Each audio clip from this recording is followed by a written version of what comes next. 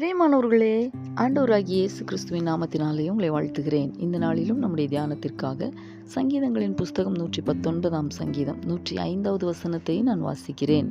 உம்முடைய வசனம் என் கால்களுக்கு தீபமும் என் பாதைக்கு வெளிச்சமுமாயிருக்கிறது.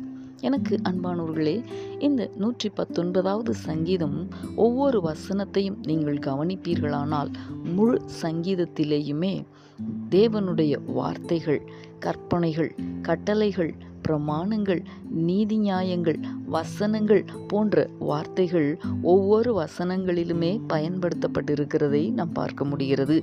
நாம் வாசித்த இந்த வசனத்திலே சங்கீதக்காரன் தேவனுடைய வசனம் தீபமும் வெளிச்சமுமாயிருக்கிறது என்று குறிப்பிட்டிருக்கிறார். அன்பரே, நம்முடைய வாழ்வில் இந்த வேத வசனங்கள் எப்படி நமக்கு உதவி செய்கிறது? கால்களுக்கு தீபம் என்றால் இருளான பாதையில் நடக்கும் பொழுது தீபமாய், பாதையில் வெளிச்சமாய் இந்த வேத வசனம் வழிகாட்டுகிறது என்பதை சங்கீதக்காரன் சொல்லியிருக்கிறார்.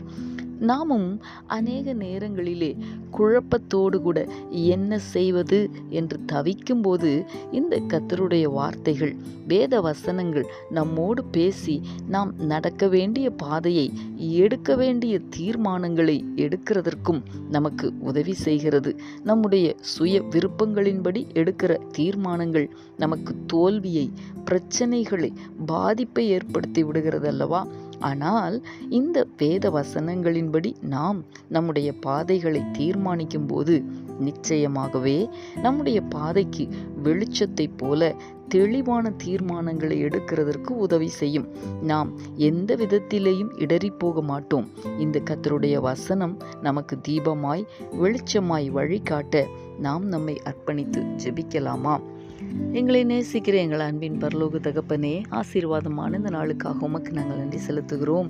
இந்த நாளிலும் உம்முடைய வசனம் என் கால்களுக்கு தீபமும் என் பாதைக்கு வெளிச்சமுமாய் இருக்கிறது என்று சங்கீதக்காரன் சொன்ன வார்த்தைகளை தியானிக்க கர்த்தர் எங்களுக்கு உதவி செய்தீர்.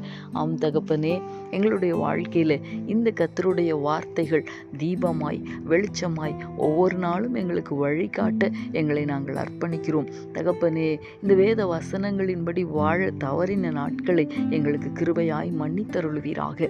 ஆண்டவரே, இனி வருகிற நாட்களிலே உம்முடைய வசனங்கள் எங்களுடைய பாதைக்கு தீபமாய், வெளிச்சமாய் வழிகாட்டுகிறதற்கு எங்களை நாங்கள் அர்ப்பணிக்கிறோம், ஒப்பு கொடுக்கிறோம். தகப்பன், அதற்கு உதவி செய்வீராக. உம்முடைய நாமத்தை மகிமைப்படுத்தும்.